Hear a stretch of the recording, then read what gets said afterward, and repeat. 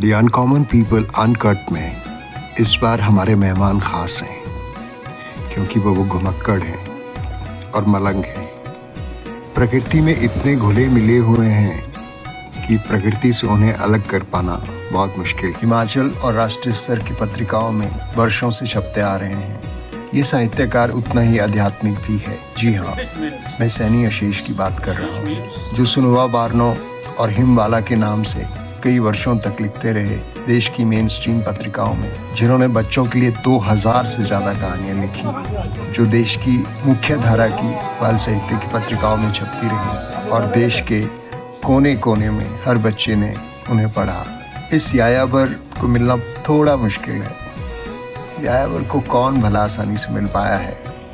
इस इंटरव्यू के 2 भाग हैं। पहले भाग में उनके साहित्य और सुनवा बारनो की जो कंट्रोवर्सी विवाद हुआ उस पर हमने बात की। दूसरे भाग में हमने बात की सैनी आशीष की आध्यात्मिक यात्रा के बारे में, ओशो रजनीश के बारे में, जी कृष्णमूर्ति जी के बारे में, उनका जुड़ाव, उनकी पहचान और बातें की उनकी आने वाली पुस्तकों के बारे में। सैनी आशीष को मिलना उतना आसान नहीं था, लेकिन हम किसी तरह मिल पाए। आइए मिलते हैं हरफन मौला, साहित्यकार जो अपनी ही दुनिया में मस्त है, सैनी आशीष।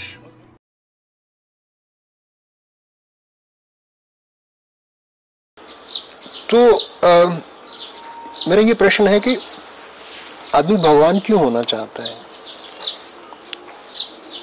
हम ही हैं, वो शब्दों के फर्क हैं, वो हम ही हैं। हे भगवान, किसी भी आदमी के सामने हम कह देते हैं, हाँ वो मेरे भगवान। वो रमा हुआ है, इसको राम कहते हैं, जिसका हम भी हिस्सा हैं, जो रमा हुआ है चारों तरफ, एंडलेसनेस, इसको राम कहते हैं, जो रमा हुआ है। भगवान का मतलब क्या हुआ? जो शब्द का अर्थ है, दैट्स ऑल। मैं आपको आचार्य रजनीश का डिसाइपल कह सकता हूँ? नहीं, नेवर। मेरे लिए अपमान है। नहीं समझे, मैं शिष्य हूँ, दैट्स ऑल। तो डिसाइपल और शिष्य में क्या फर्क? नहीं नहीं, ये तो बिके हुए होते हैं, इनको अक्ल नहीं होती, बिल्कुल अक्ल नहीं। I am disciple, every moment is giving something to me, I am learning, this is discipleship. आप क्या हो? आपके लिए क्या थे वो? मैं ऐसे पूछ लूँगा, ठीक है? मैं नहीं, ठीक है। पल पल सजग। आपको शिष्य बोलूँगा? आई एम आशीष, नाम है मेरा, बढ़िया है, बाकी सब उसी में आता है। और इसमें कोई वो नहीं है, इसमें ये है कि मैं कुछ भी नहीं हूँ। No, I got it. तो अगर मैं उनकी तरह उन तक पहुँचने लगूंगा ना, तो वो मेरी लाइन नहीं है, वो मेरा विकास नहीं है, वो छूट गया होगा पिछली यात्राओं में। आशीष जी, आप आचार्य रजनीश के या भगवान रजनीश के या ओशो रजनीश के बहुत करीब रहे हैं कुछ स्थितियों में। उनका जो ये ट्रांजिशन हुआ आचार्य रजनीश से भगवान और ओशो तक, इसके बारे में कुछ बताइए। पहले तो मैंने आपको बताया कि कब वो मनाली आए थे और कब मैं उनसे मिला, और ये सब जानते हैं कि किसी ने मुझे उनके साथ नहीं देखा, ना मैं उनके पास गया, जबकि मैं उन पर उनके ही ओशो टाइम्स के उसी कम्यून में अंदर गेट के भीतर हर जगह घूमता था, और जब समय मिलता था वहाँ बैठता था। वो लोग मुझे बुलाते भी थे, कई बार स्पेलिंग ठीक कर लो भाई, क्योंकि 2-3 इशू आगे कुछ महीनों के बन जाते थे ओशो टाइम्स के। हाँ, एंड में समसाइंग चीज़ें जो करंट होती थी जोड़ लेते थे, या एडिटोरियल, बाकी स्पेलिंग में दिखता था उनके, बुलाते थे। और जो मैं लिखता था वो छापते थे, चाहे मैं किन्नौर से भेज रहा हूँ, चाहे मंडी से, चाहे मनाली से, जो लिख रहा हूँ वो लेकर छापते थे। तो ये तो होगी पहली बात कि मैं उनसे कभी नहीं मिला उस रूप में जैसे वो मिलते थे बाकी लोग, ऐसा मुझे किसी ने देखा। एज डिसाइपल कभी मुझे किसी ने ओशो के साथ नहीं देखा, और ये वो सब जानते हैं कि इस तरह के डिसाइपल्स के खिलाफ मैंने लिखा है, ललकारा है उनको। ये ओशो भी जानते थे, उनके संपादक भी और उनके रीडर्स भी, लेकिन इसमें कुछ भी नहीं था। मैं सच जैसा बोल रहा हूँ अपना, कि मैं नहीं हूँ वैसा, या मैं पहाड़ी आदमी, मुझे नहीं आता ऐसा, बात खत्म हुई। उस तरह का सन्यासी। और ओशो ने मुझे पहले दिन कह दिया था मनाली में कि तुम्हें क्या ज़रूरत है, यू आर ऑलरेडी देयर, तुम करोगे। तुम्हें लगेगा तो तुम बुद्धों का काम करोगे, मेरा काम करोगे। और मेरा काम करने का मतलब ये नहीं है कि तुम एक आदमी का काम कर रहे हो, मैं भी वही कर रहा हूँ, उन्हीं लोगों का, बुजुर्गों का जो दे के गया मैं कुछ, वही मैं दे रहा हूँ सारी दुनिया को, है ना। चाहे हेराक्लाइटस हों, जॉन पॉल सार्त्र हों, फ्रेडरिक नीत्शे हों, अल्बर्ट आइंस्टाइन हों, है ना, सिगमंड फ्राइड हों, कोई भी हो, सब पर मैं बोल रहा हूँ। तो ये बुद्धों का काम है। ये तो फर्स्ट स्टेज, प्राइमरी, जितने नाम मैंने अभी लिए। लेकिन ठीक है, जॉर्ज गुरजेफ जो लगातार तंबाकू पीते थे, वो भी अनलाइटेड थे, ऐसा लोग कहते हैं। बुद्ध थे वो, तंबाकू ठीक है, नहीं उनसे छूटता था, कोई बात नहीं, ये बाहरी चीज़ें हैं। तो तुम मेरा काम करोगे, मैं जानता हूँ। बड़ी ब्रीफ में हुई थी ये बात है, जब मैं छोटा सा था, 22 साल का तो था मैं, और मेरे जेब में होता था अपॉइंटमेंट लेटर। उन्होंने कहा कर लो नौकरी। मैं गया और मैंने सरका घाट में बरोटी मिडिल स्कूल, जो अब शायद सीनियर सेकेंडरी स्कूल है, वहाँ मैंने 15 दिसंबर 1970 को ज्वाइन किया था। मुझे तारीखें सब याद है। ओशो कब आए थे, उनसे मेरी कब बातचीत हुई, बता दिया, सितंबर 1970। और उनके झगड़े देखे। जो पहले सन्यासिन थी, उसका पति आया था, वो ओशो को गंदी गंदी गालियाँ दे रहा था उनके मुंह के आगे ना। तो ये चलता है सब। जब कोई अच्छा काम हो रहा है तो डार्क पावर्स भी आती हैं साथ, नेचुरल होता है। और जो डार्क पावर्स होती हैं वो बेचारे, वो भी क्या करें, वो भी परवश है। जैसे देवदत्त की आत्मा बुद्ध का काम करने वालों के साथ आज भी है, डिस्टर्ब करती है। सबको पता है इस चीज़ का, जो ब्रह्म विद्या में काम करते हैं, कि आज भी देवदत्त जो बुद्ध का चचेरा या ममेरा भाई था, वो आज भी उसकी चेतना जो पंच तत्वों से बनती है। जैसा भी आदमी पहले होता है, उसकी डेवलपमेंट, अगर माँ ना मिले, गर्भ ना मिले, दोबारा आदमी पैदा ना हो, तो वो अदृश्य रूप में, विदेही रूप में वो दुनिया को डिस्टर्ब करती है, अगर कोई दुनिया को अच्छी बात बता रहा है। ये तो सब जानते हैं। तो आपका प्रश्न जो है ना, मैं भूलना चाहूँ तो वहाँ आते हैं कि ओशो के घर में मैं तब गया जब वो जा चुके। जिस दिन उनका देहांत हुआ तो उन दिनों मैं वहाँ था, कई दिन वहाँ रहा। ये मैं सबको बता चुका हूँ लिख के भी, कि ओशो ने कहा था 1 घंटे में अगर मेरी बॉडी को तुम लोगों ने राख नहीं बना दिया तो कई विवाद होंगे, पोस्टमार्टम होंगे, ये होगा, रिश्तेदार आ जाएंगे, गद्दियों के झगड़े हैं। पहले तो उन्होंने ये कह दिया कि मेरे घर के लोगों को यहाँ नहीं घुसने देना, वो तो फिर गद्दी की तरह बैठ जाएंगे कि हमारी गद्दी है अब तो। और जो संपादक, लेकिन उनके भाई तो वो चला रहे हैं, उनका कम नहीं चला रहे हैं, कहाँ चला रहे हैं वो तो बेचारे हरियाणा में काम कर रहे हैं। हाँ, जो भी है, बहुत झूठ बोला उन्होंने। ओशो आए, मेरे शरीर में चले गए कि तुम मेरे ज़रिए बात करोगे। मुझे भी 7 पेज का लेटर आया था मेरे, ओशो कृष्णा करके मंडी में, गोर में सेंटर था, उस एड्रेस पर उनका आया था। सब झूठ था। एक सिद्धार्थ थे, जादूगर थे, वो रिटायर्ड ऑफिसर थे कोई छत्तीसगढ़ में, कोयले की खानों में। उन्होंने उनको लिया कि मैं जादू करूँगा, ऐसा ऐसा करेंगे हम, फिर लोगों को बताएंगे और फिर सब मान लेंगे सारी दुनिया के ओशो आपके भीतर आ गए। वो सब फ्रॉड था। मैंने उसकी पोल खोली थी, बुरी तरह खोली थी। ओशो को स्लो पॉइजन दिया गया था क्या? ओशो ने 1000 बार बताया होगा इस चीज़ को, कम से कम 1000 बार, अंत तक बताते रहे हो। और उनका भाई क्या कहता है, झूठ बोलते थे। लेकिन माँ अनंतशीला ने लिखा है, डोंट किल हिम, उनकी किताब है। तो वो अगर आप पढ़ेंगे तो नहीं, पढ़ना क्या है, मुझे जबान नहीं याद है उसको, क्या पढ़ना है वो तो मुझे पता है। माँ अनंतशीला कहती थी कि वो उनसे बहुत प्यार करती थी। हाँ, उसने ऐसा नहीं कहा है कहीं कि भाई उनको पॉइजन नहीं दिया गया, समझ रहे ना आप, ऐसा कहीं नहीं कहा है। बाकी इट्स बट नेचुरल, वो तो शुरू से थी, जब नबी हुआ थी तब से उनके प्रेम में थी। वो तड़पती थी, उसके समझ नहीं आता था इस दुनिया में मैं क्यों। उसके फादर ने कहा कि उसके पास चले जाओ, उसके पास सब कुछ है, वो ईश्वर है इस युग का। इतना प्यार करती थी। एक समय था जब बम्बई की फिल्म इंडस्ट्री के सभी लोग पुणे चले गए, वो रोब पहन के और वो उनकी माला पहन के, और वो एक तरह का जो नृत्य वहाँ होता था, खासकर बड़े बड़े फिल्म्स थे जिसमें विनोद खन्ना भी शामिल थे, महेश भट्ट भी शामिल थे, और भी बहुत सारे लोग थे। तो अशोक कुमार की बेटी थी। उसका कारण क्या, जो वो जैसे उनकी किताब आई थी सेक्स टू साल्वेशन, संभोग से लेकर समाधि तक, तो क्या लोगों का जो खिंचाव था उनकी तरफ, ओशो की तरफ, वो उन सारी चीज़ों को लेकर थे कि वहाँ पे एक तरह से सब कुछ फ्री है? ऐसा कुछ भी नहीं था। अगर हम पूरा ओशो को देखें तो एक बिंदु के बराबर है ये चीज़। जैसे उन्होंने हर चीज़ पर कहा, भक्ति पर, प्रेम पर। उनकी एक किताब और है, प्रेम और जागरण। देखिए उन्होंने 4 बेसिक चीज़ों पर कहा। लव, ध्यान, डीप मेडिटेशन। अंग्रेजी में शब्द नहीं है ध्यान के लिए ना, इसलिए ध्यान ही कहते हैं। ज़ेन कहते हैं जापान में, ज़ेन, ZEN। हाँ।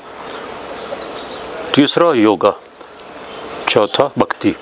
लेकिन वो गोरख से कम की भक्ति नहीं मानते थे कि जब आपने प्रेम समझ लिया, ध्यान समझ लिया, योग समझ लिया, तब आप भक्त हो सकते हैं।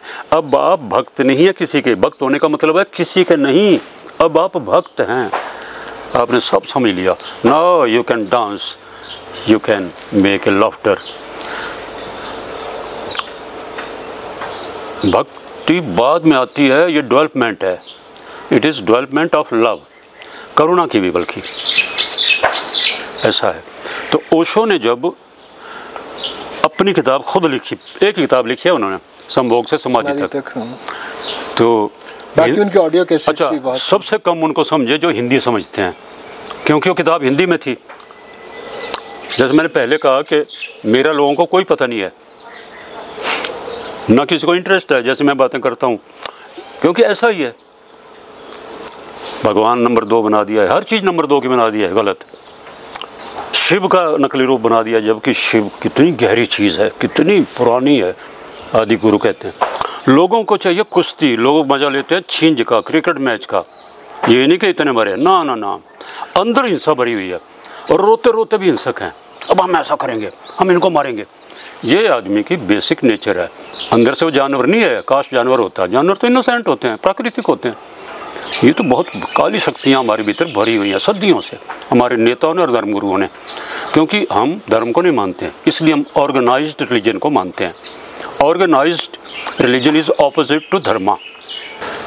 तो ये मैं कोई नई बातें नहीं कर रहा हूँ, आज के हिसाब से नहीं है ना। ओशो ने हो सकता है नहीं कहीं वैसी बातें जैसे मैं कर रहा हूँ, ओशो का काम था, पर ऐसी कोई चीज़ नहीं है उन्होंने कहने से रखी हो। ऐसा कोई बुद्ध पुरुष नहीं है दुनिया के, बुद्ध स्त्री, फकीरन, ललदयाद पर कहा, बाबा जन पर कहा, सहजों पर कहा, किस पर नहीं उन्होंने कहा, मीरा पर कहा, हर मिस्टिक लेडी पर कहा। इतनी है मेरी किताबों में आती हैं वो, इसमें ज़्यादा आ रही हैं क्योंकि वो स्त्रियाँ मेरे साथ हैं। यानी एक स्त्री के साथ मैं घूम रहा हूँ, उसका इंटरेस्ट किस पर है, किस में है, मीरा पर।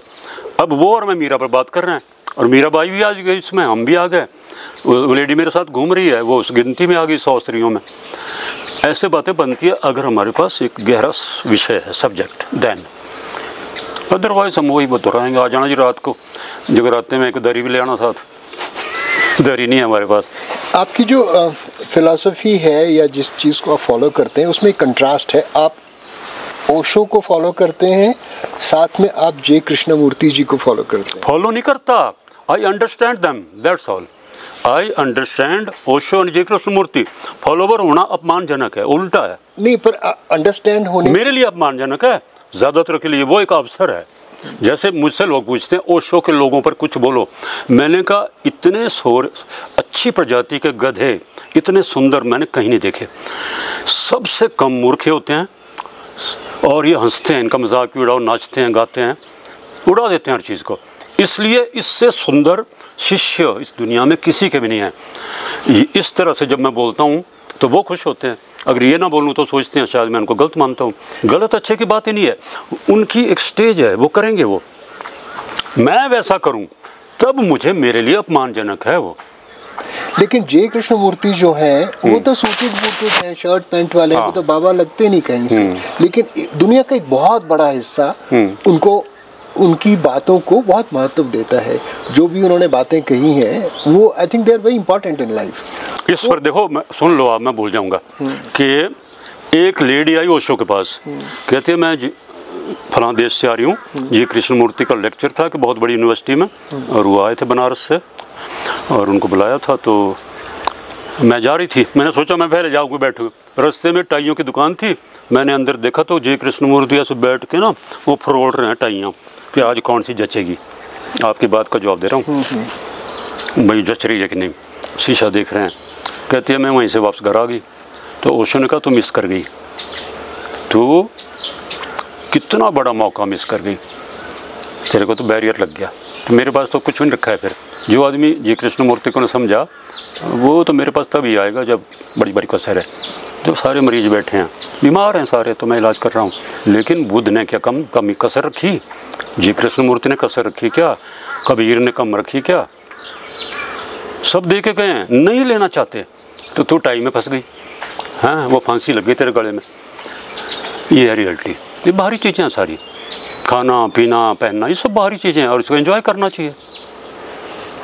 अरे अच्छे लगे आप बोलेंगे ना तो आप अच्छे भी तो लगे ना, जानबूझ कर नकल करने क्या। उस वक्त के फ़कीरों की जिनको रोटी नहीं मिलती उनकी ज़बरदस्ती बनानी उनकी तरह शक्ल। अरे टाई मिल सकते हैं, लगाओ ना। कोई ज़माना था माँ लटकाती थी कपड़ा नाक पोंछने के लिए बच्चे को, वही डोयल पे सुंदर हो गई तो ओके एंजॉय इट। भारत में आते थे तो धोती कुर्ता पहनते थे, लोग बोलते क्या करता आदमी, अरे भाई गर्म है बनारस बहुत, हवा जानी चाहिए अंदर तक। ये तो बातें नहीं करने की हैं, भीतर की बातें करनी चाहिए। वो आदमी बोल क्या रहा है? नहीं, that's what I am saying कि उनको जब वो सूटेड बूटेड रहते थे और अंग्रेज़ी और कई भाषाएं भी बोलते थे, वो उन्होंने भी प्यार और सेक्स और हर चीज़ पे बात की। बिल्कुल, बीज रूप में। हाँ हाँ, डिटेल में। तो मृत्यु के बारे में, जीवन के बारे में, लिविंग डाइंग, ये सब चीज़ें हैं। आप पुनर्जन्म में विश्वास रखते हैं? I am in birth, rebirth. इस वक्त हम नए हो रहे हैं लगातार, हर पल हम बात कर रहे हैं ना, और हमें पता है कि हम कहीं से आए थे, वो भी हमारा बर्थ था। हम थोड़े बड़े हुए, स्कूल गए, ये भी बर्थ है। इसके बाद हम नहीं रहेंगे, जाएंगे कहाँ उसी तरह पता नहीं चलेगा कि आए कहाँ से थे, लेकिन वी आर देयर ऑलवेज। अगर ये सच नहीं है तो हम यहाँ ना बैठे होते। मैं इस वक्त पुनर्जन्म में हूँ, मैं नया हो रहा हूँ आपके साथ। हर वक्त हमारा एक एक रोम सेल बदल रहा है, झड़ रहा है, गिर रहा है।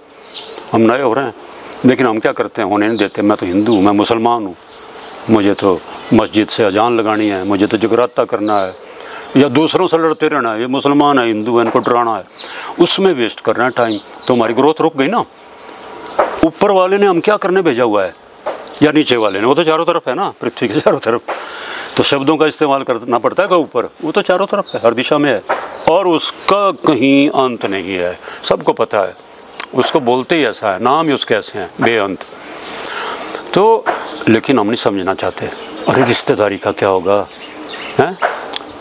इन भवनों का क्या होगा? अरे भवन तभी काम आएंगे, ज़्यादा अच्छे आएंगे ना। नहीं तो बुद्ध को तो महल छोड़ के फिर जाना पड़ता है फकीर बनने। पता नहीं, अगर नहीं तो वो वहाँ भी रह सकते थे महलों में। तो उनको उस यात्रा से गुजरना पड़ा, कांटे चुभे, भूखे मरे, तब जाके एक दिन उनको बोध हुआ कि ऊर्जा अनाज खाने से बनती है। तो अनाज रखो अपना। फिर बैठे, 1 महीने का राशन रखा उन्होंने बोधि वृक्ष पर, पीपल का पेड़ था वो, भूख लगती थी, खाते थे। और तब उनको पता लगा कि अब पूरी ऊर्जा है, भीतर की भी बाहर की भी, शरीर की भी, तन की भी, मन की भी, और एनलाइटेड हो गए। वो भूल ही गया कि मुझे क्या चाहिए, खाली हो गए। जैसे खाली हुए वो भर गया अंदर, जिसको हम परमात्मा कहते हैं। फिर देवताओं ने फूल बरसाए, कहानी है, बनाई है ना कहानी। ऐसा लगा जैसे देवता कह रहे हैं भैया हमें भी बता तुझे क्या मिला। उन्होंने कहा जो था वो भी गया। करते रहे पीछा, जो 5 पंचवर्गीय विषय तो 5 लगे होते थे कि क्या करता है। उनको उन्होंने पहला सारनाथ में फिर प्रवचन दिया था। कोशिश करते रहे कि बोल लूँ मैं। लोगों ने कहा कुछ बोलो, तो बोला नहीं तो उनको बोलने की जरूरत नहीं, निकल जाते। अगर उनको पता होता कि दुनिया का ये हाल होने जा रहा था, उन्होंने बोलना नहीं था। कई बार निकल जाते हैं बिना बोले, पता नहीं कितनी बार आए होंगे। तैयारी नहीं है, खेत ही नहीं है तैयार, बीज क्यों बोना है? बो दिया तो कौवे चुग जाएंगे, हमसे रह जाएंगे। यही होता है, जीवन की यही कथा रही। आपकी एक पुस्तक है ओशो, अभी जिंदा है? हाँ, वो तो बहुत पहले लिखी थी, उनके डेथ पर, शरीर का जब उनके अंत हुआ था तब मैंने लिखी थी कि लोगों को ये बताना है कि अब वो शुरू होते हैं। वो चले गए ना देखे, अब लोग उनको पढ़ेंगे, सुनेंगे। वैसे तो मैं तो 1970 में यहीं से सुन रहा था उनको। शायद पहले भी मुझे लगा था कि भाई जैसे मुझे कहीं से आता है ना, ये बातें समझाना बड़ा मुश्किल है कि मेरे पास कहाँ से आता था जब मैं छोटा सा था। तो बाद मुझे लगा नहीं मैं ठीक हूँ। उसने कहा कि तुम जैसे भी हो, आई एक्सेप्ट यू, तब मुझे पता लगा कि यार मैं ठीक था। ये जो मुझे मोहल्ला बोल रहा है ना पागल है, और मेरी माँ रोती रहती है कि इसको मारते हैं, पागल समझते हैं, और जाती हैं कि जी अगर पागल है तो इसको ठीक कर दो। माँ को क्या पता होता है बेचारी को, पागल है तो ठीक कर दो, ठीक है तो इसको ज़रा बरकत दो। माँ क्या बोल सकती है इससे ज़्यादा, ये होता है। बाकी बहुत सारी चीज़ें हर आदमी की अपनी यात्रा में होती हैं। जब मैं कहता हूँ कि मैं ओशो के लोगों के बीच में नहीं रहा, इसका मतलब ये नहीं है कि वो गलत है, वो अपना काम करते रहे। उन्होंने ओशो का बहुत काम किया है, यानी कोरेगांव से लेके ओरेगान तक बहुत काम है उनका, बड़ी लंबी यात्रा है। और ये लोग ना होते तो ओशो ने तो कह दिया था कि तुम लोगों को चाहिए तो बोलता हूँ, नहीं तो मुझे नहीं है जरूरत, मैं तो अभी सांस लेना बंद कर सकता हूँ। हम कई बार आते हैं चले जाते हैं, हमने क्या लेना तुम्हारे पृथ्वी ग्रह से, तुम लोगों ने बर्बाद कर रखा है इसको, तुम चले जाओ दबा हो जाओ तो ये पृथ्वी सुंदर हो जाएगी, पशु पक्षी ज़्यादा सुंदर हो जाएंगे, नदियाँ ज़्यादा सुंदर हो जाएंगी। तो मैन इज़ डिस्टर्बिंग थिंग है ना, और मैन इज़ इमेच्योर, नाबालिग है मनुष्य, बालिग होना ही नहीं चाहता, अंगूठा ही चूस रहा है मतलब, सोते सोते भी उसको गंगा का जल चाहिए थोबड़े में, और कान में मरे हुए शास्त्रों के वचन चाहिए, नहीं तो डरेगा आगे बन क्या होगा, और बेहोश हो जाता है। आशीष की ज़िंदगी अभी भी रहस्यमयी है। यस। आप अपनी जीवन गाथा लिख रहे हैं क्या, ऑटोबायोग्राफी? नहीं, वो चीज़ें आ रही हैं, मुझे ध्यान रखना पड़ता है, रीडर का, पाठकों का ध्यान रखना पड़ता है कि वो कहाँ तक समझ सकते हैं। तब भी पब्लिशर पहली बार कम ही कॉपियाँ छापते हैं कि बहुत ज़्यादा छाप दी, और किताबें वैसे पढ़ना बंद कर रहे हैं लोग, चाहे कितनी भी वो आप रोचक बना दो, कितना भी लोग उसमें अपने जीवन को एक जंप दे दें पढ़ने के बाद, अरे खोलेंगे नहीं जब तो क्या होगा। तो जिनको मुझ में रुचि है, जो कब से मुझे पढ़ रहे हैं, खासकर मध्य प्रदेश के लोग, ओशो का जो इलाका था वहाँ के लोग मुझे बहुत मानते हैं, पढ़ते भी हैं। जो भी मैं लिखता हूँ, चाहे फेसबुक पर लिखूँ चाहे किताब लिखूँ, सबसे पहले वो मांगते हैं। यहाँ लगता है कि हमारे हिमाचल में तो लोग वैसे खुश हैं, नाच रहे हैं ना, गा रहे हैं, प्रेम तो यहाँ गीतों में भी है, हर चीज़ में है। यहाँ मुझे बहुत ज़्यादा ज़रूरत नहीं होती। हाँ ठीक है, चेतना के क्षेत्र में भी आए तो अच्छा, क्योंकि देवी देवता हमारे और क्या हैं, हमारे देवी देवता जुड़े हुए सीधे जो ओशो बात कर रहे हैं, चेतना, कॉन्शियसनेस। तो देवता जो है हमारे, वो उन स्त्री पुरुषों के प्रतीक हैं जिनको जन्म नहीं मिले, कभी मनुष्य रूप में थे, इन इलाकों को उन्होंने बचाया। आज भी देवी देवता के नाम पर इलाके बचते हैं ना हमारे, चाहे डालपुर हो, चाहे सांगड़ का मैदान हो, चाहे पाडल का मैदान हो, देवी देवताओं के टाइम से बचे हुए हैं, है ना। आराम से आप कब्जा नहीं कर सकते, नहीं तो होटल ही होटल हो जाने से हर जगह। बच्चे नहीं थे पहले तो, पंजाबी थे, उनको छोड़ना नहीं था। पंजाबियों को भी बुल्ले शाह जैसे लोग मिले, खुशवंत सिंह मिला, अमृता प्रीतम मिली, चाहे जैसे ही मिले, बड़े प्यारे लोग। नानक तो जुड़ा हुआ है, बेबे नानकी भी जुड़ी हुई है, क्या नहीं है, सब कुछ है। आपके लिए ईश्वर क्या है? वही, समझो तो वही है, ना समझो तो है ही नहीं। नास्तिक ज़्यादा इंटेलिजेंट और ज़्यादा ईमानदार होता है, जो भगवान को नहीं मानता, क्योंकि वो खोज रहा है, उसको नहीं मिला तो कह रहा नहीं होता, लेकिन उसके मुंह से बोल तो वही रहा है। उसके किसी गांव के किसी कारीगर ने थोड़ी बनाई जी भैया उसका दिमाग, बोल तो वहीं से रहा ना वो, उसी रस्से से। ये कम रस्से मैं को पड़ा क्या। तो मेरे को कम्युनिस्ट कहते हैं तेरे से हम इससे दूर रहते हैं कि तू आस्तिक बना देगा। मैंने कहा तो बन जाओ, तकलीफ क्या है, कि मैं हनुमान की पूजा करा रहा हूँ तुमसे मैं तो तुम्हें इनविजिबल चीज़ों का परिचय दे रहा हूँ। मैं ये थोड़ी बोल रहा हूँ कि तुम भी वही पूजा पाठ करो जो लोग कर रहे हैं। पूजा का मतलब होता है तुम भीतर से हल्के हो जाओ, साफ, और परमात्मा तुम्हारे बीच आ जाए, फिर देवी भी ठीक है, देवता भी ठीक है। आप समझ रहे हैं मेरी बात? जी। फिर हनुमान भी ठीक है। अब समझे ही नहीं तो फिर क्या पूजा कर रहे हो? बकरे तो काटते हैं लोग आज भी, तो क्या रखा है फिर, तुम्हारे पल्ले पड़ा ही नहीं। इसलिए नास्तिक ईमानदार होते हैं, क्योंकि उनको आप वो चुनौती दे सकते हैं और तर्क करते हैं और बहस करते हैं। मिलता कुछ से नहीं है। सीरा कहाँ मिलता है? नहीं मिलता सीरा, ऐसा लगता है बिगड़ पड़ गया, बस ऐसा पता नहीं लग रहा कहाँ है। क्यों ढूंढ रहे हो? मत ढूंढो, उसका सीरा होता ही नहीं, परमात्मा का कोई सीरा होता ही नहीं। कितना बढ़िया कहा है ना कि तू एक गोरखधंधा है, उसका पूरा सुनो, कितना मज़ा आता है, यही बातें उसमें। सुनाइए आप। नहीं, वो मैं आपको बता दूंगा ना। अच्छा, आप मांग लेना ना। आप अभी जो आपकी मनोस्थिति है, अभी जो जोन में आप हैं, क्योंकि आप बहुत सारी चीज़ों में हैं, अध्यात्म में है, लेखन में है, कहानी में है, स्पिरिचुअलिटी में है, मेडिटेशन में है, अभी किस जोन में हैं आप? मेरा ध्यान अभी किस जोन में? मेरा तो ये ध्यान रहता है कि कोई मेरे से अगर गहरी बातें कर रहा है, मैं मुझसे निकलवा रहा है, तो मैं जल्दी से एक बच्चा होके आऊँ और कुछ और जी लूँ पृथ्वी ग्रह पे, है ना। ये नहीं कि भाई मैंने लोगों को ये बताना जो दौड़ के ना आना, बिल्कुल नहीं। बहुत बोल चुके लोग, सब कुछ है हमारे पास, क्या नहीं है इस वक्त, लोगों को नहीं चाहिए ना, तो कितना दोगे, है ना। अभी आप क्या करना चाहते हैं बाकी के जीवन में? कुछ नहीं करना मुझे, तो आप पूछ रहे हैं, इसी ज़रिए मैं कुछ बोल दूंगा कि दुनिया को उल्टा कर दो, क्योंकि वो सीधी जो दुनिया को इन्होंने उल्टी कर दिया ना, उसको थोड़ा कर दो सीधा। हो सकती है क्या? नहीं हो सकती, कभी नहीं। जब तक हिंदू, मुसलमान, सिख, ईसाई, पारसी, जैन ये हैं, तब तक होनी भी नहीं चाहिए, फ्री में हो जाए। कम से कम पहले मनुष्य तो बन जाओ। मनुष्य भी क्या होता है? बना बनाया, मुफ्त में मिला हुआ है, इतने तो बन जाओ ना, उसको भी तुम खो रहे हो। तो ये जो बीमारियां हैं, संगठित धर्म, क्या कृष्ण हिंदू था? शिव हिंदू था? कौन था हिंदू? कोई भी नहीं था। मुसलमानों ने हमें हिंदू कहा, जब उन्होंने क्रॉस किया सिंधु नदी को, तो वो हिंदू बोलते थे सौ को, जैसे हफ्ता को हम सप्ताह कहते हैं, वो हफ्ता कहते हैं, वो सौ नहीं बोल पाते, वो शो नहीं बोल पाते थे, शो ओसो बोलते थे, ओसो। क्या फ़र्क पड़ता है? लेकिन कम से कम जिन लोगों ने तुम्हें नाम दिया, तो हमलावर थे ज़्यादातर, अपना नाम खुद तो रखो। अब हम सनातनी हैं, हम आर्य हैं, फलाना है, बस वही चल रहा है 100 साल से। कोई अगर वो पक्का करना है तो उसको पास करा लो ना, संसद बिठा के ठप्पा लगा लो एक बढ़िया सा, सब मंजूर हो जाए, सबको मंजूर हो जाएगा। इसी पर नहीं सहमत है, ये लड़ते हैं सबसे ज़्यादा हमारे लोग जो हैं, सबसे ज़्यादा यही लड़ते हैं नामों को लेकर। तो मुझे क्या होना है? कुछ नहीं होना है, मैं क्या रखा है होने में? सब कुछ लुटा के होश में आए तो क्या किया। अब तो मुझे ऐसा लगता है कि इतनी बारी ऊर्जा बर्बाद कर दी इस दुनिया पे, अपने ऊपर ज़्यादा काम करते।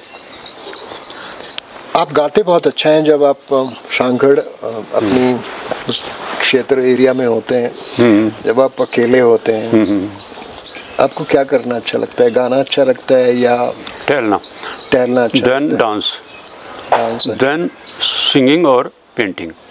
आप पेंटिंग भी करते हैं? नहीं, मैं उंगलियों से करता हूँ, या गोबर से। मैं ऐसे किसी गौशाला में चला गया, गोबर लिखा दीवार पर, उस पर मैं उंगलियों से बनाता हूँ कुछ, कोई ना देखे, लेकिन मुझे मज़ा आता है, तृप्ति मिलती है। दूसरी बात कि 2 नर्तकियाँ हैं, एक यहाँ की गाँव की और तो डांसर, एक आ गई को दुनिया भर की डांसर। और मनाली में हम मंच पे उनको बोलते हैं कि देख भाई, जो जीत गई उसको सबसे बड़ा इनाम मिलेगा। अचानक जो साजिंदे हैं वो बंद कर देते हैं, एकदम रुक जाता है म्यूज़िक, और वो नाच रही है गाँव की औरत, और वो खड़ी हो गई जो दुनिया की सबसे बढ़िया नर्तकी है। तो ये है डांस। डांस का मतलब है आप भूल ही गए हैं, मीरा नाचती थी। आप कुछ गाना चाहेंगे? मैं तो गाता ही रहता हूँ। कुछ भी सुना दीजिए। क्या? कोई भी गीत जो आपको बहुत अच्छा लगता हो, जो आप सुनना चाहते हो, गाना चाहते हो, गुनगुनाना चाहते हो। शब्दों में सब अच्छा है ना। दुनिया की निगाहों में भला क्या है, बुरा क्या, ये बोझ अगर सर से उतर जाए तो अच्छा, ये जुल्फ अगर खुल के बिखर जाए तो अच्छा। बाकी मुझे गाने लगते हैं अच्छे।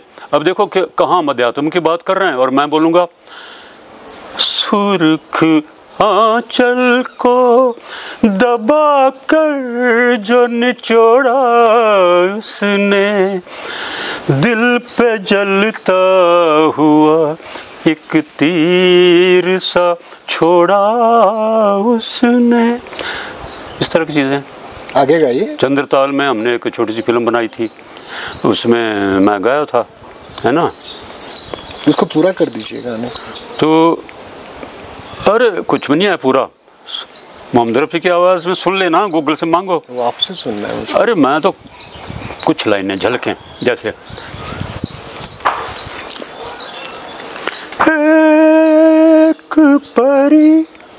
एक